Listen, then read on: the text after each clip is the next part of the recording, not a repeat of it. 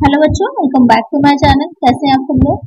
आज की वीडियो में मैं आप लोग के लिए जो आप लोग का एसएससी का सेट का एग्जाम होने वाला है, उसमें जो बच्चे अकाउंट ग्रुप से हैं जिनका कॉमर्स सब्जेक्ट रहेगा, उसके लिए प्रैक्टिस सेट मैंने पहले भी अपलोड किए थे, जिसमें आपके कुछ इंपॉर्टेंट क्वेश्चन थे। आज भी आपका जो प्रैक्टिस सेट है वो रहेगा, इसमें कुछ इंपॉर्टेंट जो आप लोग के क्वेश्चन हैं जो कि आ सकते हैं एग्जाम में, या उसका एक्सप्लेनेशन या उससे रिलेटेड क्वेश्चन आते हैं, तो मैंने उसको इंक्लूड किया है। तो आइए शुरू करते हैं। लेकिन शुरू करने से पहले क्या करना है, चैनल को सब्सक्राइब करना है, वीडियो को लाइक करना है और फ्रेंड्स साथ वीडियो को शेयर भी कर देना है। फर्स्ट क्वेश्चन लेते हैं। कृषि आय आयकर अधिनियम की धारा के अंतर्गत कर मुक्त है। तो आपको बताना है जो एग्रीकल्चर इनकम होती है तो किस धारा के अंतर्गत जो होती है एग्जेम्प्टेड होती है। आपने इनकम टैक्स पढ़ा होगा तो वहाँ पर आपने सेक्शंस पढ़ी होंगी।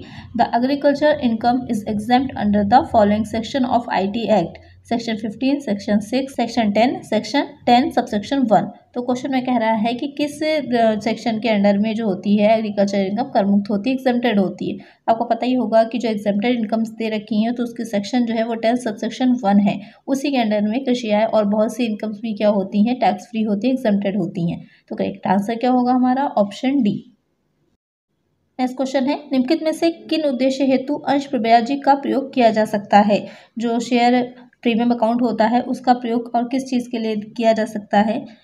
For which of the following purpose share premium can be used, in writing of the discount on debentures of the company, in writing of the preliminary expenses of the company, issuing bonus shares, all of the above। तो question में कह रहा है कि किसके लिए share premium की राशि का प्रयोग किया जा सकता है। तो यहाँ पर हम ऋणपत्रों पर छूट को अप्लाई करने के लिए भी इसका यूज़ करते हैं, कंपनी के प्रारंभिक व्यय को अप्लाई करने के लिए भी कर सकते हैं और बोनस और शेयर के लिए भी कर सकते हैं। इन तीनों ही दशाओं में हम शेयर प्रीमियम का यूज़ कर सकते हैं। करेक्ट आंसर होगा ऑप्शन डी। नेक्स्ट क्वेश्चन लेते हैं।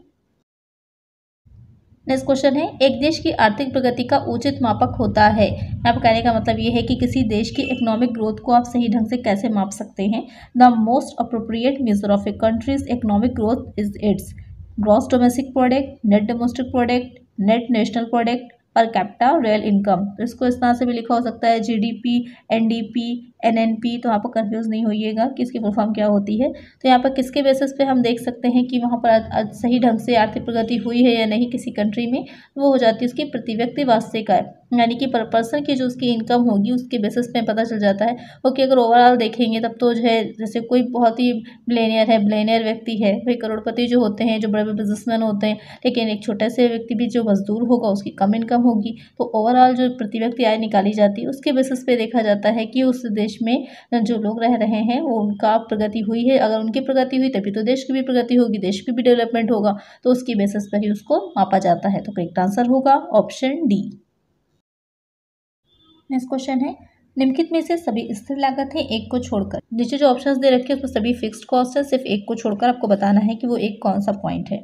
यानी कि all the followings are examples of fixed cost except insurance fee, rent payment, directors fee, license fee on a product sold. तो क्वेश्चन में कह रहा है कि जो बीमा फीस होती है, तो आपको पता है इंश्योरेंस फी जो है वो आपको देनी ही रहती है, रेंट भी देना रहेगा, और जो निदेशक होते हैं उनको भी आपको फीस परमानेंट देनी ही पड़ती है। तो ये क्या हो जाएंगे, सब फिक्स्ड एक्सपेंसेस होते हैं, इसमें चेंजेस नहीं होंगे।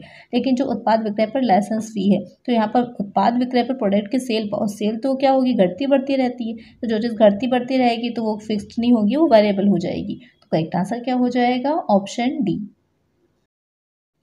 नेक्स्ट क्वेश्चन है, -4, -3, 0, 3, 4 का औसत मूल्य होगा। बहुत सिंपल सा क्वेश्चन है, लेकिन अक्सर बच्चे यहाँ पर गलती कर जाते हैं। The average value of -4, -3, 0, 3, 4 is. तो यहाँ पर आपको निकालना है एवरेज वैल्यू इसकी। तो कैसे निकालेंगे, एवरेज निकालने के लिए क्या होता है, जितने भी आइटम्स दे रखे हैं सबको ऐड कर लीजिए, और जितनी संख्या होती है, नंबर्स होते हैं, उससे डिवाइड कर दीजिए। यहाँ पर 5 है तो अपॉन में 5 हो जाएगा, और ऊपर हम क्या लिखेंगे, -4, -3 + 0 + 3 + 4। अब एक साइड माइनस है, एक साइड प्लस है, माइनस अलग ऐड करिएगा, -7 आएगा, प्लस ऐड करिएगा तो प्लस का 7 आएगा। +7 में से -7 को जो है लेस करेंगे तो कितना आ जाएगा, प्लस माइनस माइनस हो जाता है, 0 आ जाएगा, 0/5। अब 5 से 0 को डिवाइड करिएगा तो 0 ही आ जाएगा। तो करेक्ट आंसर क्या आएगा हमारा, ऑप्शन डी। बहुत ही ईजी सा क्वेश्चन था ये। तो नेक्स्ट क्वेश्चन लेते हैं। नेक्स्ट क्वेश्चन है, जब भी समंगति दूरी तथा समय से संबंधित हैं तो उनका श्रेष्ठ औसत होगा। Whenever data deals with speed, distance and time, then the best average is median, mode, geometric mean, harmonic mean. अच्छा क्वेश्चन है। यहाँ पर आपसे पूछ रहा है कि अगर जो भी डेटा जो दे रखा होगा उसमें जो समंक है वो गति से, डिस्टेंस से, जो उसकी दूरी से, स्पीड से या फिर टाइम से रिलेटेड अगर होते हैं तो वहाँ पर हम किस माध्यक का प्रयोग करते हैं उसे निकालने के लिए। तो उसके लिए यूज़ किया जाता है हार्मोनिक मीन का, हरात्मक माध्यक का। तो करेक्ट आंसर होगा ऑप्शन डी। नेक्स्ट क्वेश्चन है, एक फर्म जो नावों का निर्माण करती है कि प्रति माह स्थिर लागत 2,60,000 रुपये है, नाव का विक्रय मूल्य 35,000 रुपये है, परिवर्तनशील लागत प्रति नाव 15,000 रुपये है, बोट यार्ड में 20 नावें प्रति माह निर्माण की जा सकती हैं, फर्म में समुचित उत्पादन होगा। A firm which makes boats has fixed cost of ₹2,60,000 per month. The product sells for ₹35,000 per boat and variable cost of production is ₹15,000 per boat. The boat yard can manufacture 20 boats each month. What is the firm's break-even output? Cannot be worked out from the date 13 boats, ₹45,000, 20 boats. Question में कह रहा है आपसे, थोड़ा confuse ना होइएगा, ध्यान से समझिएगा। आपको क्या निकालना है? समुचित उत्पादन निकालना है, बीईपी प्रोडक्शन निकालना है। ध्यान दीजिएगा, बीईपी प्रोडक्शन निकालने का सबसे पहले फॉर्मूला क्या होता है? फॉर्मूला हो जाएगा जो आपका बीईपी रेशियो निकालने का होता है, वही फॉर्मूला है फिक्स्ड कॉस्ट अपॉन जो आपका सी पर यूनिट है वो निकालना है आपको। तो यहाँ पर फिक्स्ड कॉस्ट कितनी है वो आपके क्वेश्चन में ऑलरेडी दे रखी है, 2,60,000 की। उसमें आपको कुछ नहीं करना, एज इट इज हमको लिख लेनी है। दूसरा जो चीज़ हमें निकालनी है, यहाँ पर निकालनी है हमको सी पर यूनिट निकालना है। सी पर यूनिट निकालने के लिए एक हमको पता होनी चाहिए कि जो सेल पॉइंट है यहाँ पर क्वेश्चन में आपको दे रखा है कितने का, 35,000 का दे रखा है, और हमको पता है वेरिएबल कॉस्ट। तो हम कंट्रीब्यूशन निकालने के क्या करेंगे, सेल में से हम वेरिएबल कॉस्ट को लेस कर देंगे, क्योंकि आपको पता होगा कंट्रीब्यूशन जो होता है, कंट्रीब्यूशन में दो चीज़ें ऐड होती हैं, एक फिक्स कॉस्ट, दूसरा प्रॉफिट। ये दो चीज़ें ऐड होती हैं। तो यहाँ पर हम इसको लेस कर देंगे, सेल में से हम वेरिएबल कॉस्ट को लेस करेंगे तो आ जाएगा हमारा 20,000, तो आपकी आ जाएगा कंट्रीब्यूशन। अब हम इसको डिवाइड कर देंगे तो कितना निकल के आ जाएगा हमारा 13 बोट्स, यानी कि 13 नावें। वही हो जाएगा हमारा करेक्ट आंसर, यानी कि बीईपी पॉइंट क्या हो जाएगा, 13 नावें। जब अगर हम 13 नावें बनाएंगे, 13 बोट्स को मैन्युफैक्चर करेंगे तो ना वहाँ पर हमें लॉस होगा ना ही प्रॉफिट होगा, वो हमारा बीईपी प्रोडक्शन हो जाएगा। तो करेक्ट आंसर होगा ऑप्शन बी। नेक्स्ट क्वेश्चन है, प्रसिद्ध पुस्तक सामान्य एवं औद्योगिक प्रबंध किसके द्वारा लिखी गई है?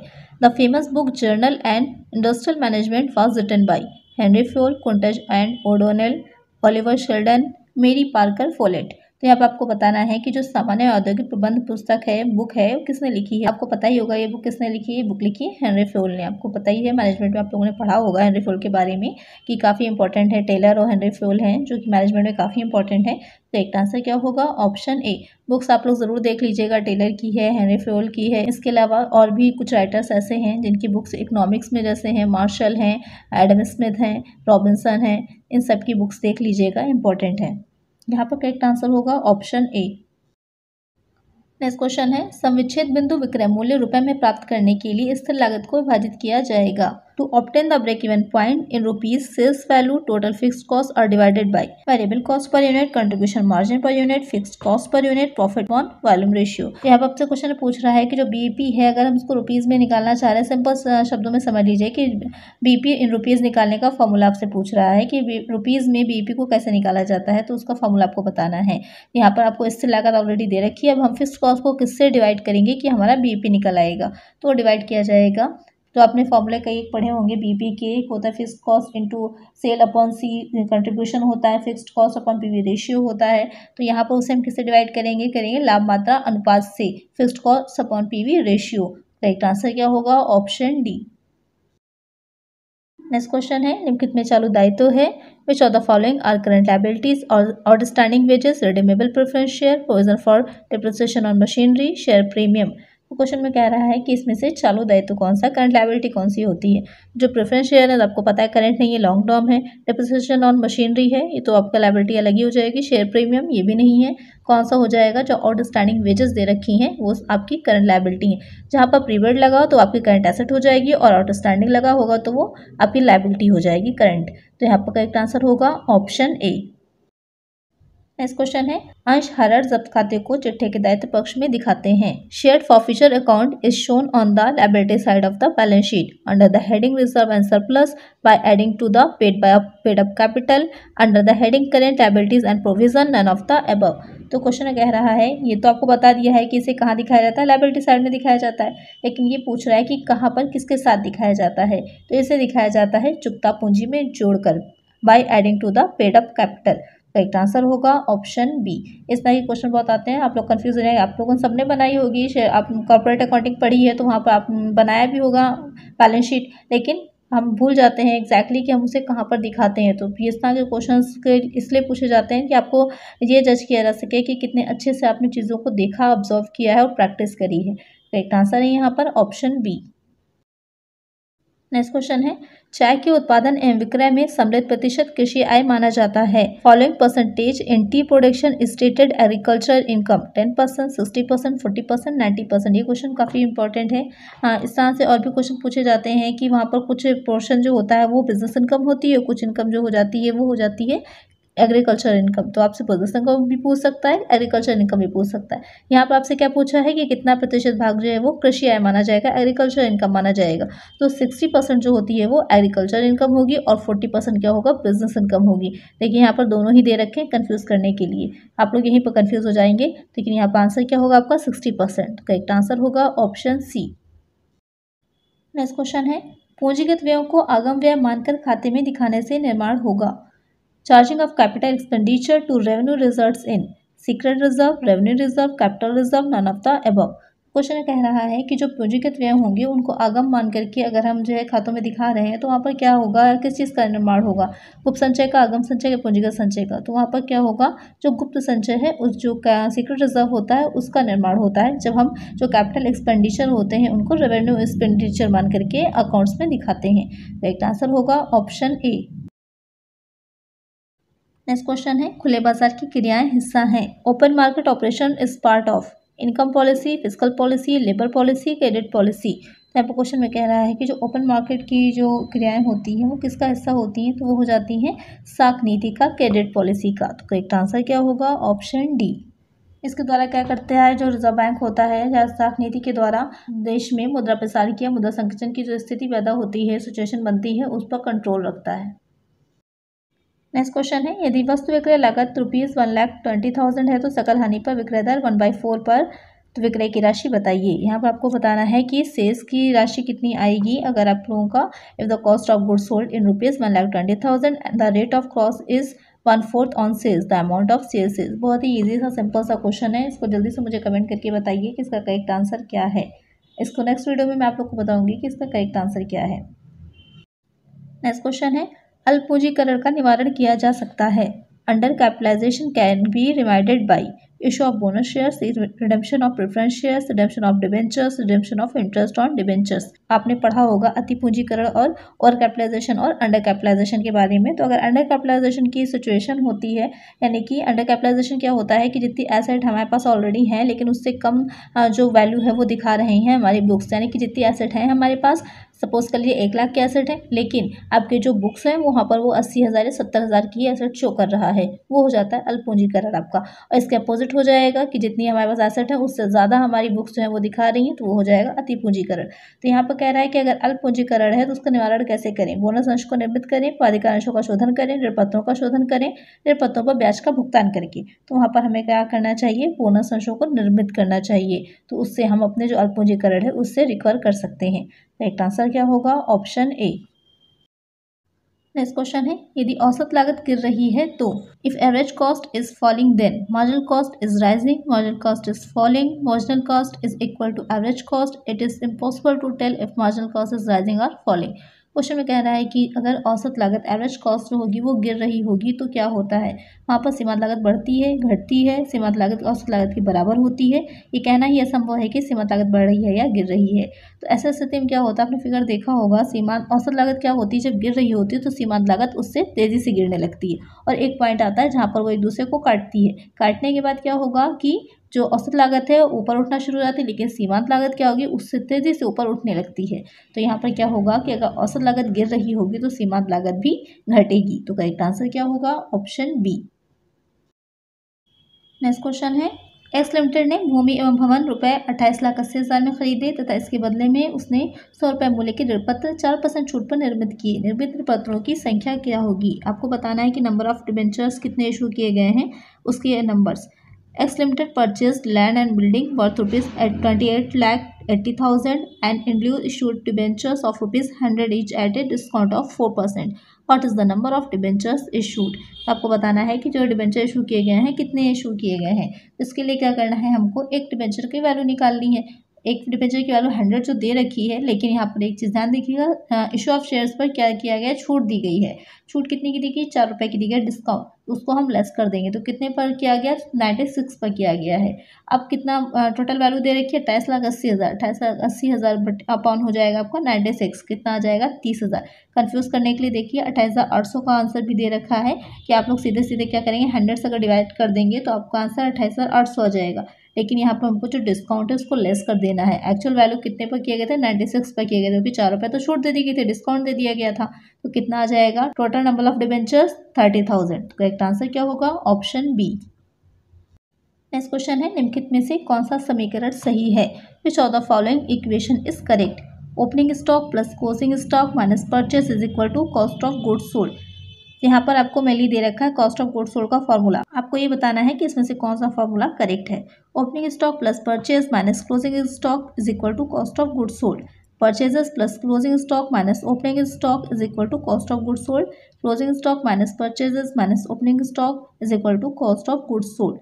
आपको याद होगा कि जब हम ओपनिंग स्टॉक में परचेजेस को ऐड कर देते हैं और क्लोजिंग स्टॉक को लेस कर देते हैं तो हमारी क्या निकल आती है, कॉस्ट ऑफ गुड्स सोल्ड निकल के आती है। बस हमें वही ढूंढना है। इसमें से कौन में दे रखा है कि आपका ओपनिंग स्टॉक में परचेज को ऐड किया है, माइनस किया क्लोजिंग स्टॉक में, तो ऑप्शन बी जो दे रखा है वहां पर ओपनिंग स्टॉक को परचेज में ऐड किया गया है और क्लोजिंग स्टॉक को उसमें से लेस कर दिया गया है। वही आप लोग का करेक्ट आंसर हो जाएगा। तो करेक्ट आंसर होगा ऑप्शन बी।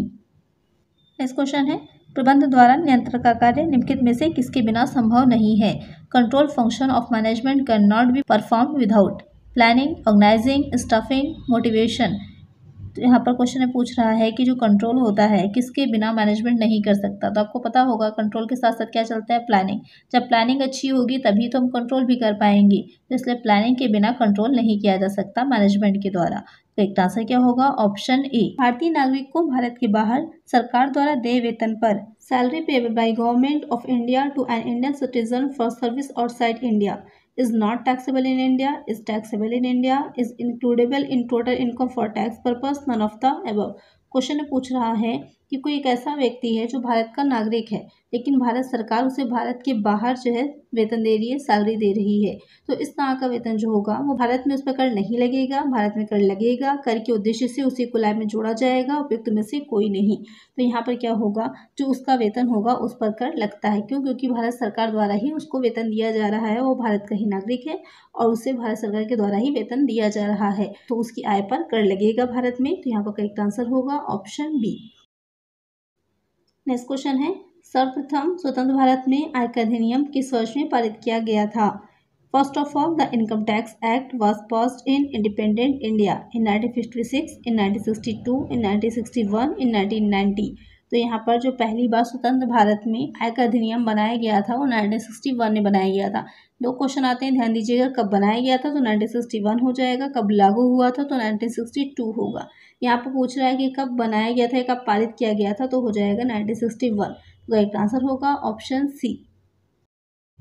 नेक्स्ट क्वेश्चन है, निर्माण करें या खरीदें के निर्णय में निम्नलिखित का ध्यान नहीं रखा जाएगा। विच of the following should not be considered in A make और बाय डिसीजन। आपने पढ़ा होगा मैनेजमेंट अकाउंटिंग में जो डिसीजन लिया जाता है कि हम किसी वस्तु को, किसी प्रोडक्ट को बनाएं या फिर मार्केट से परचेस करें, तो वहाँ पर उस डिसीजन को लेते टाइम हमें किन चीज़ों का ध्यान रखना होता है, या कौन सी ऐसी चीज़ें हैं जो आपको क्वेश्चन पूछ रहा है कि उसका ध्यान नहीं रखते हैं। Potential use of manufacturing capacity, variable cost of production, potential rental income from space occupied by production area, unchanged fixed cost। Question में कह रहा है कि निर्माण करें या खरीदे का निर्णय लेने के टाइम पर किस बातों को ध्यान में नहीं रखा जाता। निर्माण क्षमता का भारी उपयोग बिल्कुल रखा जाता है कि जो भी वस्तु बना रहे हैं उसकी जो मैन्युफैक्चरिंग कर रहे हैं उसकी कैपेसिटी का क्या हम यूज़ कर सकते हैं। उत्पादों की परिवर्तनशील लागत कि जो भी प्रोडक्ट हैं उनकी वेरिएबल कॉस्ट कितनी आ रही है, क्योंकि बहुत इंपॉर्टेंट होती है फिक्स्ड कॉस्ट और वेरिएबल कॉस्ट, क्योंकि सीमांत लागत की मार्जिनल कॉस्टिंग के बेसिस पे से निकाला जाता है। तो वहाँ पर परिवर्तनशील लागतें बहुत ही इंपॉर्टेंट होती हैं। उत्पादन क्षेत्र द्वारा प्रयुक्त की गई प्रभावी क्षेत्र के किराए से आय, कि जितने एरिया में उस वस्तु का या उस प्रोडक्ट का जो है उत्पादन हो रहा है, अगर उसे हम रेंट पर जो दे देंगे तो उससे हमें कितनी आय होगी।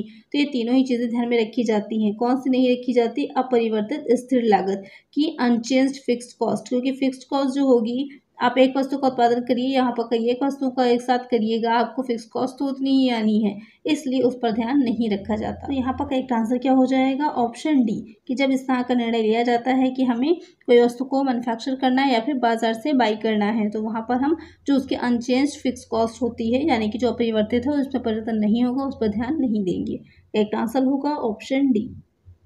नेक्स्ट क्वेश्चन है, 5 इकाइयों के उत्पादन पर एक फर्म की कुल औसत लागत 30 रुपये है तथा 6 इकाइयों के उत्पादन पर औसत लागत 32 रुपये है। छठी इकाई के उत्पादन की सीमांत लागत होगी। A firm average total cost is ₹30 at 5 units of output and ₹32 at 6 units of output. The marginal cost of producing 6 unit is ₹2, ₹12, ₹32, ₹42। तो क्वेश्चन को ध्यान दीजिएगा, थोड़ा सा कंफ्यूज करने वाला यहाँ पर है। जब आप इसको सॉल्व करेंगे तो थोड़ा सा कंफ्यूज होंगे। यहाँ पर कह रहा है कि 5 इकाइयों का उत्पादन जब हम कर रहे हैं तो उसकी औसत लागत जो आ रही है वो 30 रुपये आ रही है, और जब 6 इकाइयों का उत्पादन किया जा रहा है तो औसत लागत कितनी आ रही है? 32 रुपये आ रही है। औसत लागत का मतलब है कि एक यूनिट को बनाने की जो उसकी लागत आ रही है वो 30 रुपये आ रही है।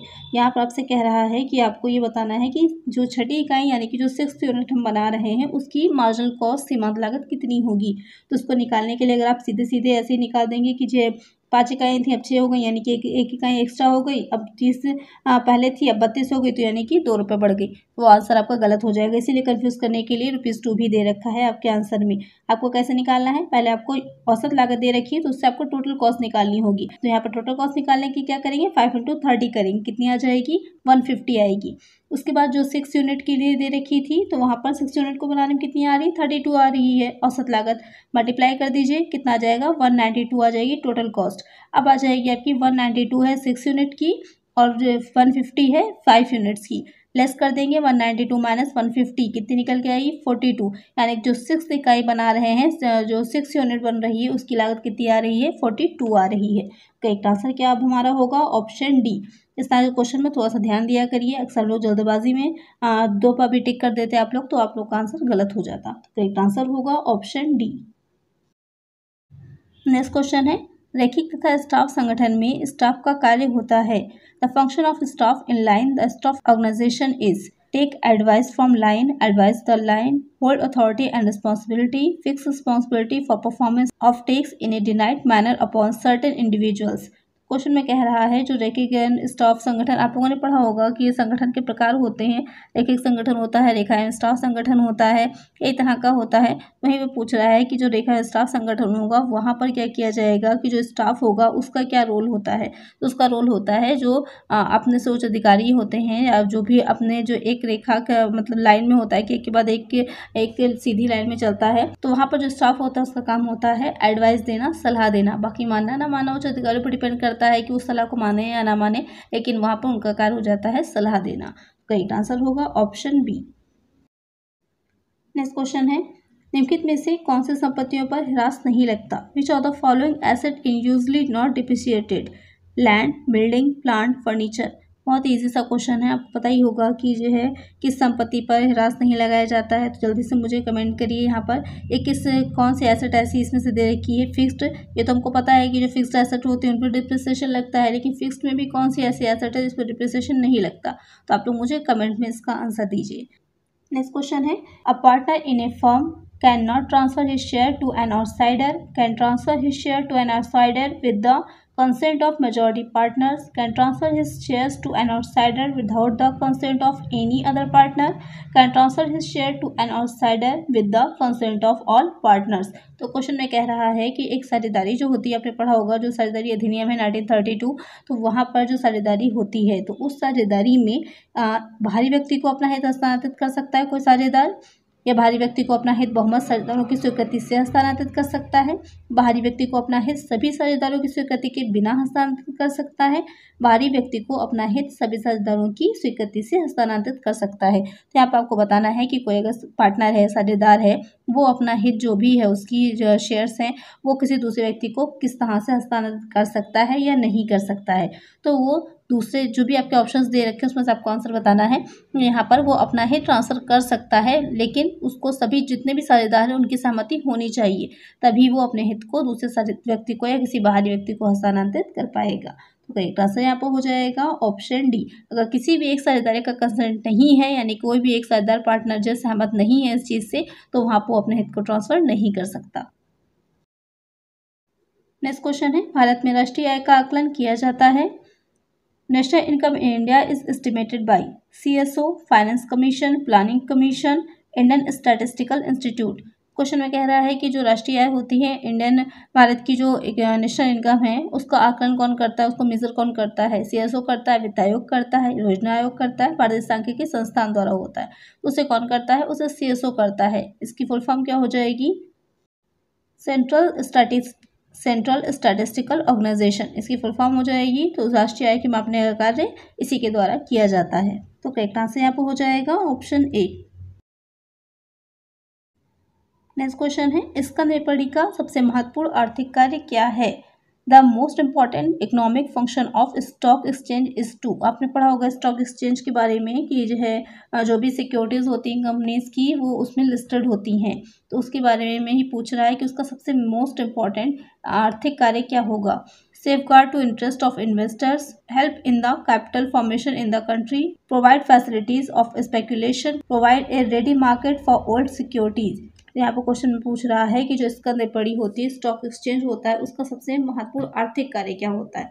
विनियोजकों के हितों की रक्षा करता है, देश में पूंजी निर्माण में सहायता भी देता है, परिकल्पना हेतु सुविधा भी देगा, देश में पूंजी निर्माण में सहायता भी करता है, पुरानी प्रतिभूतियों के लिए बाजार उपलब्ध कराना, ये सबसे इंपॉर्टेंट काम होता है। जो भी ऑलरेडी लिस्टेड होती हैं, पुरानी सिक्योरिटीज़ होती हैं, उनको खरीदने बेचने का काम जो होता है वो स्टॉक एक्सचेंज में ही किया जाता है। तो ये पुरानी ओल्ड जो सिक्योरिटीज़ के लिए एक मार्केट अवेलेबल करवाता है कि वहाँ पर आसानी से आप उन्हें क्रय विक्रय कर सकते हैं, परचेज और बाई कर सकते हैं। तो करेक्ट आंसर क्या होगा? Option D. नेक्स्ट क्वेश्चन है, एक संयुक्त पूंजी कंपनी के जीवन पर प्रभाव पड़ता है।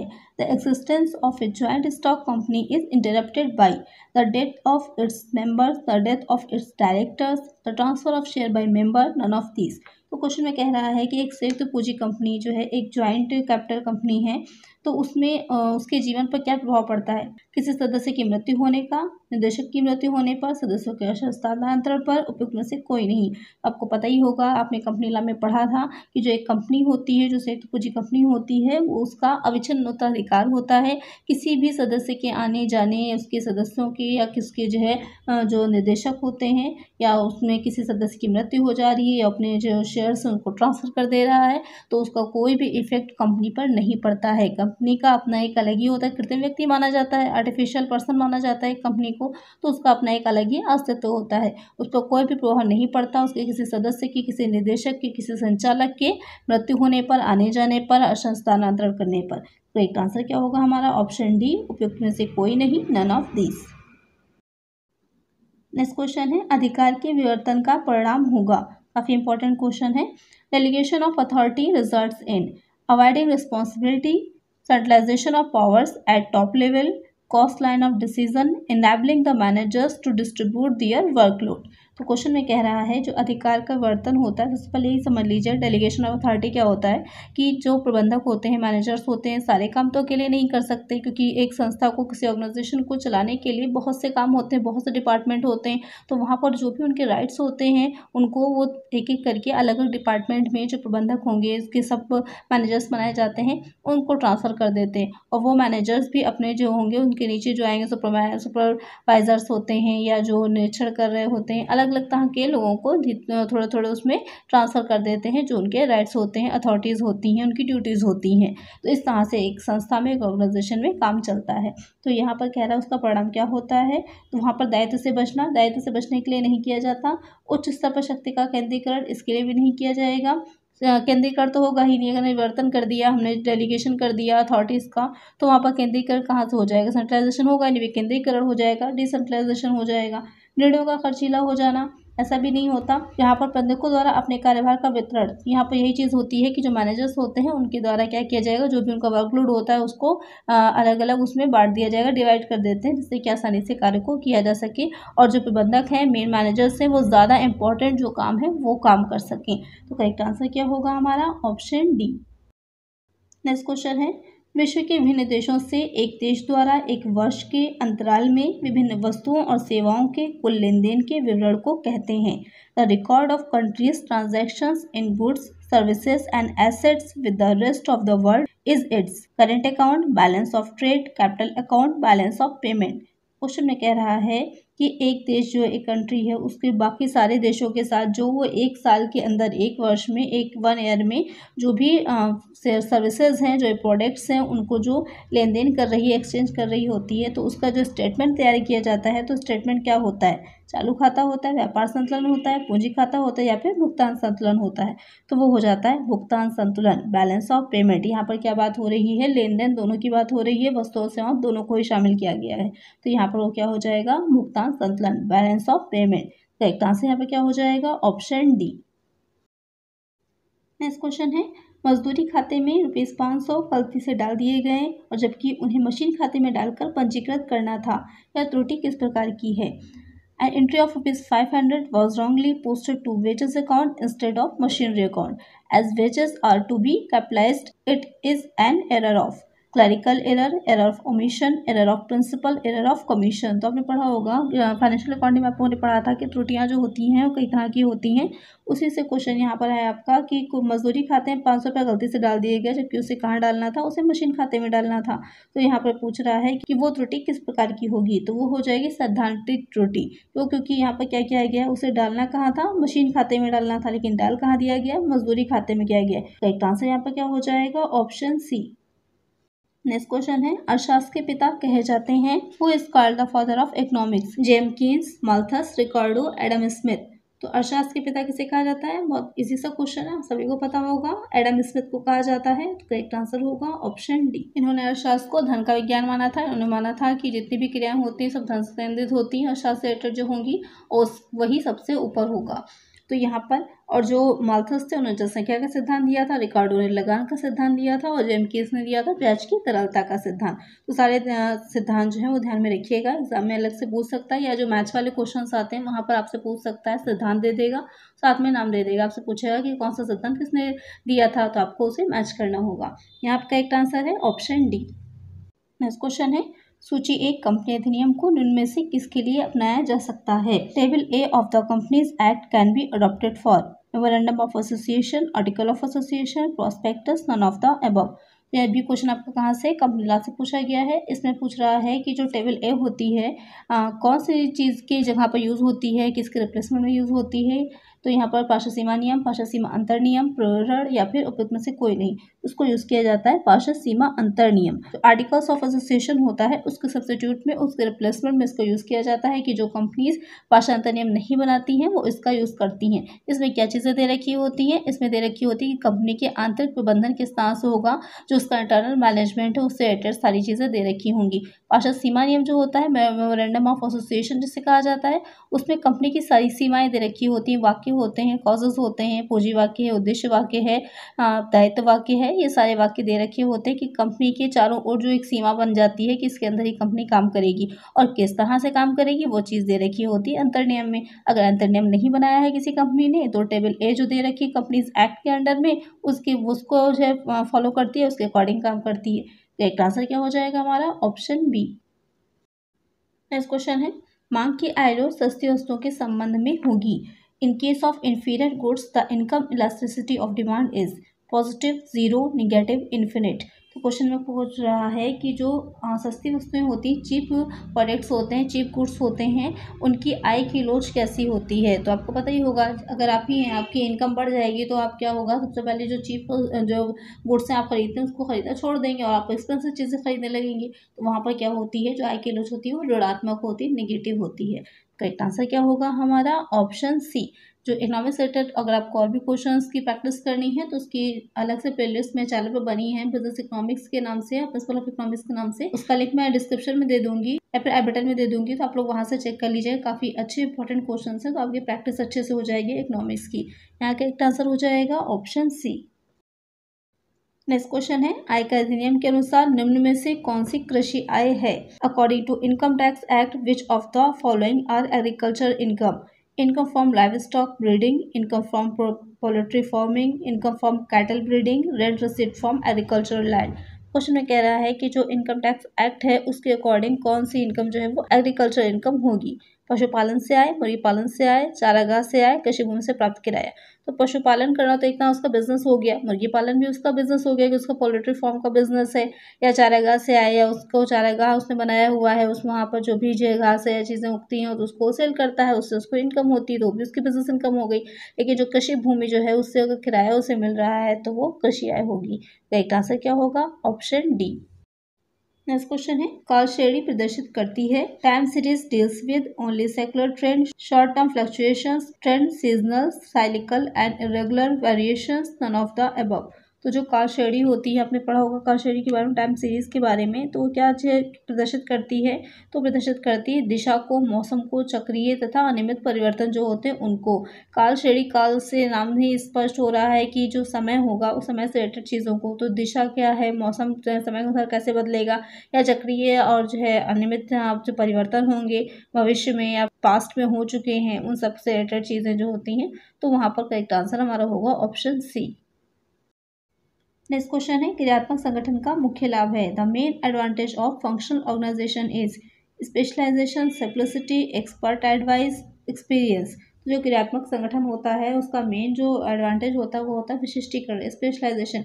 जो व्यक्ति जिस कार्य को करने में ज़्यादा एक्सपर्ट है उसको वही कार्य दिया जाता है, तो वो हो जाता है विशिष्टीकरण। तो करेक्ट आंसर क्या होगा हमारा? Option A. नेक्स्ट क्वेश्चन है, पोस्ट ऑफिस के एकल बचत खाते से प्राप्त ब्याज की रकम किस सीमा तक आयकर मुक्त होती है? Interest on single saving account in post office is exempt up to the following limit: ₹7,000, ₹8,000, ₹3,500, none of the above. तो क्वेश्चन में कह रहा है कि जो पोस्ट ऑफिस में जो सेविंग अकाउंट खोला जाता है तो वहाँ पर जो कितनी जो इंटरेस्ट मिलता है, कहाँ तक जो होगा वो टैक्स फ्री होता है? 7,000 तक, 8,000 तक, 3500 तक, इनमें से कोई नहीं। तो वो हो जाता है 3,500 रुपये तक क्या होगा? एग्जाम्प्ट होता है, टैक्स फ्री होता है। इसके ऊपर जितना होगा वो टैक्सेबल हो जाएगा। तो करेक्ट आंसर क्या होगा? Option C. इस तरह के क्वेश्चंस को ध्यान दीजिएगा कि एग्जाम में पूछ सकता है कि एटीसी की लिमिट क्या है या डी की लिमिट क्या है। आपसे क्वेश्चन में धाराओं से रिलेटेड क्वेश्चन आएंगे। इस पर मैंने अलग से वीडियोस डाली हुई है, जो इनकम टैक्स की प्लेलिस्ट है वहाँ पर आपको मिल जाएंगे सारे क्वेश्चंस, तो आप वहाँ से भी देखकर प्रैक्टिस कर सकते हैं। यहाँ पर करेक्ट आंसर हो जाएगा ऑप्शन सी। नेक्स्ट क्वेश्चन है, साझेदारी फर्म की आय में साझेदार का भाग होगा। Share of partner in the income of partnership firm shall be taxable, exempted, fully exempted, partially exempted. तो क्वेश्चन में कह रहा है कि जो साझेदारी फर्म होती है तो उसमें साझेदार का जो हिस्सा होता है वो क्या होता है? तो आपने पढ़ा होगा कि जो धारा 10 थी, सेक्शन 10 आपने पढ़ी थी, इसने पढ़ी थी कि कौन सी आय इनकम जो होती है वो एग्जेम्प्टेड होती है, टैक्स फ्री होती हैं। तो वहाँ हमने पढ़ा था कि जो साझेदारों को साझेदारी की आय से एक हिस्सा मिलता है, पार्टनरशिप से जो उनको जो है हिस्सा मिलता है, उनका शेयर मिलता है, वो एग्जेम्प्टेड होता है, टैक्स फ्री होता है। तो करेक्ट आंसर यहाँ पे क्या होगा? पूर्णतः कर मुक्त, फुली एग्जेम्प्टेड। आज की वीडियो में इतना ही, मिलते हैं नेक्स्ट वीडियो में कुछ और नए क्वेश्चंस के साथ। अगर वीडियो अच्छी लगी हो तो लाइक कर दीजिएगा, चैनल पर नया है सब्सक्राइब नहीं किया है जल्दी से चैनल को सब्सक्राइब करिए और फ्रेंड्स के साथ वीडियो को शेयर भी करिएगा। मिलते हैं नेक्स्ट वीडियो में। Thank you.